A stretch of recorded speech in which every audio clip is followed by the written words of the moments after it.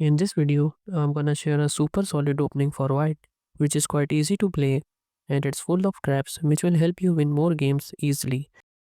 So it begins with the move e4 e5 bishop c4, the bishop's opening, then knight f6, and then you play d3.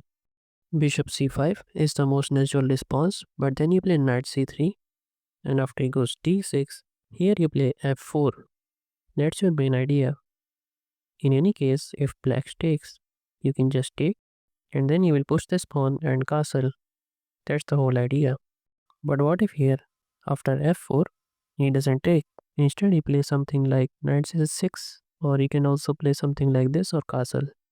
So first, let's look at knight to c6. Against that, or castling, you will play f5, just shutting off this bishop and gaining some space on the king's side. And this also open up the bishop for playing bishop to g5. Let's say he castle here, which is a more natural response. Then you just play bishop to g5 as we saw. If he goes h6, then you can move the bishop back, and after g5, here you have to remember this move, opposite capture. And as you can see, this bishop is pinning this pawn to the king. So after you play something like say here, you don't even have to capture the bishop. Just jump forward with the knight, and now he got a take, then you take. And at any point he takes, you will take his queen. And this is already a threat. And here if he plays bishop d7, then simply knight d5, and after something like say queen e8, you can take his knight, and after he takes, you take, and after something like h6 or any move by black, just play queen g4 check, and it's a checkmate on the next move, and you win the game in 12 moves.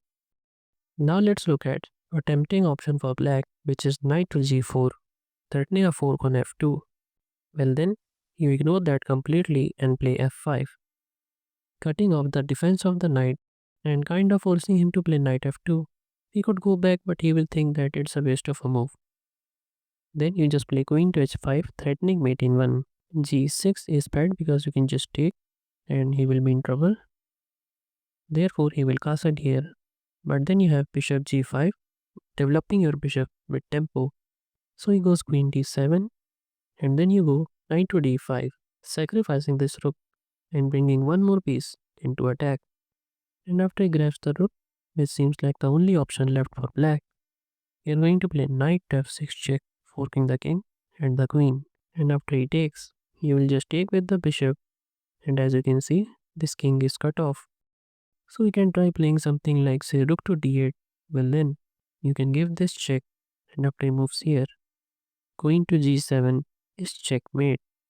So now you have learned an easy to play opening for white, and it will help you win more games. And if you want to learn some chess traps, then you can check out this right playlist.